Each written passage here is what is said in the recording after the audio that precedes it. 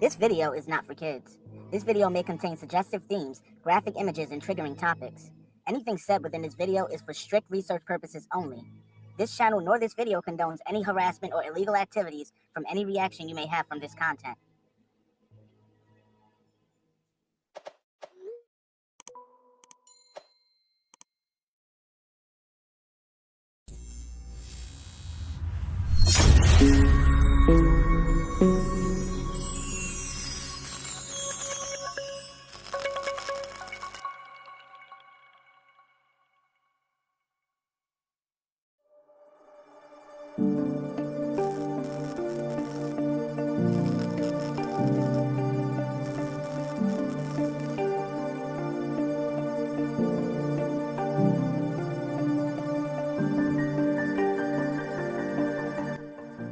This is Jackson Family Rivalries, Episode 3, which will give details and insight to family drama that happened during past instances.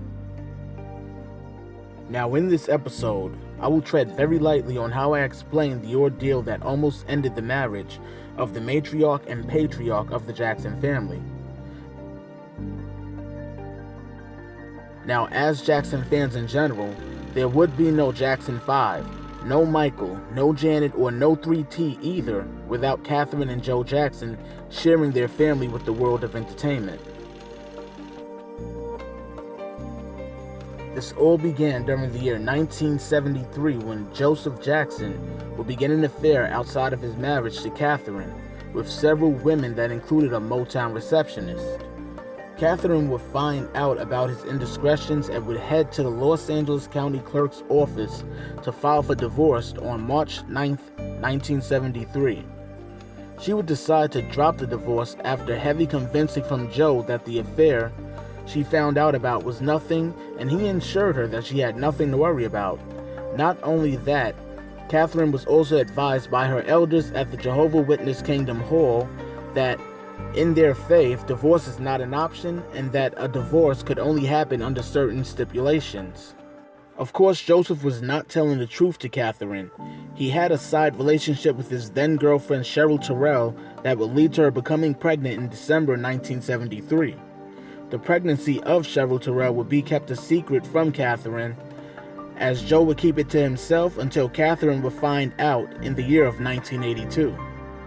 But years before Katherine would find this information out, Joseph and Cheryl would bring baby girl Dwoodnyc Jackson into the world on August 30th, 1974. After the birth of Dwoodnyc, Joseph would continue seeing Cheryl in secret, which began the official 25-year relationship between them during the raising of Dwoodnyc. Joe Jackson would now have two families, his 10 children with Katherine and his child with Cheryl. Between the years of 1974 and 1982, a slew of strange phone calls would come in which the caller would hang up each time Katherine would answer. Things were looking suspect, but of course she stayed quiet and let anything she felt build up until that one day in 1982, when Joseph received a phone call that would change their marriage forever. Around this time period, Joseph would disappear for what he would call business meetings during times when Katherine needed him for things around the Havenhurst residence, and also by her side during services at the Kingdom Hall of Jehovah's Witnesses. His absence was more frequent, and it is explained here in a passage from Giovanni's book, Bastard Child. Katherine believed Joseph was away on business when he was probably away with us for the weekend. He would come round most days, sometimes without warning. He was very much a presence in my life. I was a daddy's girl. I would be so excited. He would bring me presents, my favorite black walnut ice cream. I was spoiled rotten. One morning in 1982, the living room phone would ring, and when Katherine would pick up the phone, the person would quickly hang up. The person on the other end of the phone was Cheryl, but Katherine didn't know it. She thought it was a prank or someone just had the wrong number at first, but still kept her suspicions in the back of her mind. The calls and the hang-ups were happening all morning into the afternoon, which made Joseph ask Katherine what was up with the phone, and she explained that someone keeps calling, and when she picks up, that they would hang up. Joseph thought about it for a moment and quickly changed the subject and began to ask about ice pops and ice cream. She told him there was no ice pops and there was ice cream in the freezer. Joseph acknowledged that there was ice cream in their freezer, but said he didn't want what was there. He wanted pecan and asked for Katherine to go out specifically to get that flavor. She agreed, but knew something wasn't right. Her gut instinct stopped her, and it is partly explained here in this movie scene.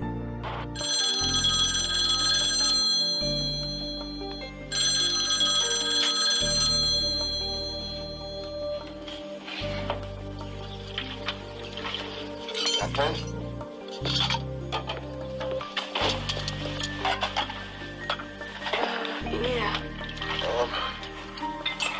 Could you go to the store and get some ice cream? Ice cream? There's some in the fridge. I want pecan. Pecan. Katherine would begin to walk slowly out of the Haven house to go get the ice cream that Joe had requested her to get. But as she was walking outside of the house, she actually heard the phone ring again, which made her turn back around and go inside to pick up the second phone connection. She would cover the phone with her hand in silence and would listen into the conversation. Now, the movie version never mentioned the truth behind that phone call and the reason that Katherine decided to leave Joseph at that very moment. During the call, Joseph would be heard talking with Cheryl about whether she received money he had sent her. The movie version cleaned it up and made it look as if it was a normal conversation between a cheating husband and his mistress, when all actuality, what Katherine heard was arguing about whether the woman on the other end of the phone had received money Joseph had sent her and whether he was going to come and see her. Now, Joseph was in a full-blown relationship with Cheryl, and like anyone in a relationship, you want to see that person you're dating.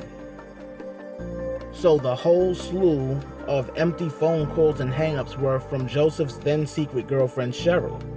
Katherine didn't even wait for the conversation to fully finish before she ran in the living room, letting him know that she heard what they were saying and that the call confirmed her suspicions of Joseph's cheating again. In a fit of being upset, Katherine would slap and hit Joseph and tell him that their marriage was over. That resulted in Katherine shattering their wedding photo and leaving the Havenhurst house to stay with her mother for a couple of weeks till she was ready to speak to Joseph again. The relationship between Joseph and Cheryl, however, would continue as they were raising Giovanni as a couple. Now, as far as Katherine finding out about the affair between them, she knew, but she wouldn't find out about Giovanni till she turned 11 years old, but would never see her. Now, Giovanni, in an article to the Daily Mail, gives details to what it was like having Joseph Jackson as a father. She says, "My life was hush-hush. There was a grocery stores that we couldn't shop at. There were places we couldn't go in our own neighborhood. If we went to watch a movie, we would have to go miles out. My dad loves to watch movies. It was a real inconvenience when there was a movie theater right down the street. Joe was scared of a reporter seeing us, somebody taking pictures and putting it in a news article, and then have to go home and discuss this with an angry wife. Every time I went somewhere, he would drum it into me that I shouldn't talk about our family's business. I wasn't allowed to have anyone over the house. I complained and stomped my feet and told him, 'Daddy, I don't have any friends.' So he took me to a dog kennel and we bought 2 German Shepherd puppies called Lady and Bigfoot. He said, 'There you go. There's your friends. Play with them.'" Katherine would again attempt to prep for divorce that same year in 1982, but would decide to stay due to her loyalty to Joseph and her devotion to her beliefs and principles to the Jehovah's Witness religion. Katherine would eventually see Joseph's other child during a day of pampering. Giovanni describes meeting Katherine for the first time on the talk show, The Talk. Now she says, "We walk in the salon, and there's Katherine Jackson sitting right there. I got so upset, so nervous, I was confused. And she said, 'She looks just like him.' She said that to my best friend, so I left out and shouted, 'I'm gonna call my daddy.'" Over time, Katherine Jackson with her kind heart would embrace Giovanni, allowing her to call her mother, and Rebe Jackson would welcome her as her sister. The rest of the Jackson siblings, minus Michael, were standoffish and showed no interest towards getting to know her. Giovanni, however, would get to meet Michael at the age of 29 on a trip with her daughter to Neverland Ranch, in which she said Michael had ignored her while embracing his niece only. Michael and Giovanni would never actually get the chance to build a relationship as siblings. Even though Joseph decided to continue dating Cheryl over a 25-year period, Katherine would remain loyal to Joseph through their entire marriage, but ended up living in separate households. Joseph would move to Las Vegas, and Katherine moves to Calabasas, California with her grandson TJ. In 2014, Cheryl would break up with Joseph just before passing away, saying that she couldn't be with him any further. When Cheryl did pass away, Katherine and Rebe would be there for Giovanni while there was still a huge distance between her and her other siblings. Joseph Jackson would pass away in June 2018, just 4 years after him and Cheryl would split. Even though Katherine and Joe were physically separated, they remained married to the very end of Joe's life.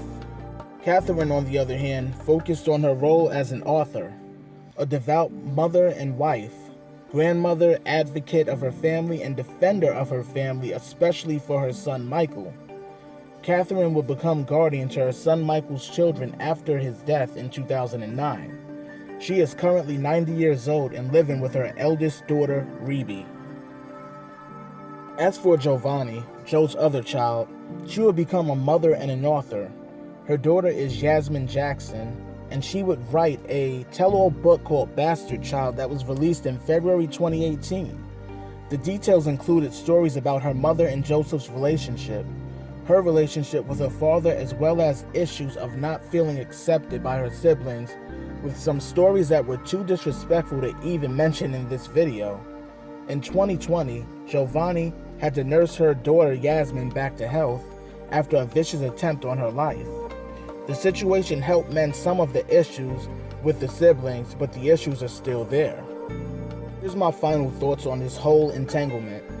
I understand both sides of the story regarding both Giovanni and the Jackson siblings' feelings, being that I can understand from a personal experience. Giovanni feels sour about not having the opportunity to get to know all of her famous siblings, but I can understand how the Jackson siblings feel regarding getting to know her. To my understanding, Joseph had completely different relationships with Giovanni than he did with her siblings. 1. The Jacksons dealt with being spanked constantly and disciplined, while Giovanni admits Joe never spanked her except for bad grades. 2. The Jacksons were raised as Jehovah's Witnesses and was never able to be gifted or have celebrations for birthdays or Christmas, while Giovanni, on the other hand, was given all the things that Joe denied his other 10 children growing up.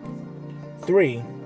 The Jacksons doesn't appreciate the violating of their mother, as they grew up very close-knit, and Giovanni being the outside child by the product of Joseph's infidelity, they can't see past that, and I understand. 4. The Jacksons were never allowed to call their father Dad. They were made to call him Joseph, while Giovanni, on the other hand, was allowed to call him Daddy. There were so many ways that I can explain as to why I understand why Giovanni's siblings have a hard time letting go of the past. But some emotional pains can last a lifetime, and that pain for some may be unforgivable, even though Giovanni didn't ask to be brought into the world as a side child. That matter was a matter between their parents. Hopefully they can all get together and embrace their sister, and hopefully their sister Giovanni can stop doing interviews about the subject of their relationship and try to mend their relationship as siblings in full instead of blasting it to the public. And those are my final thoughts on this topic.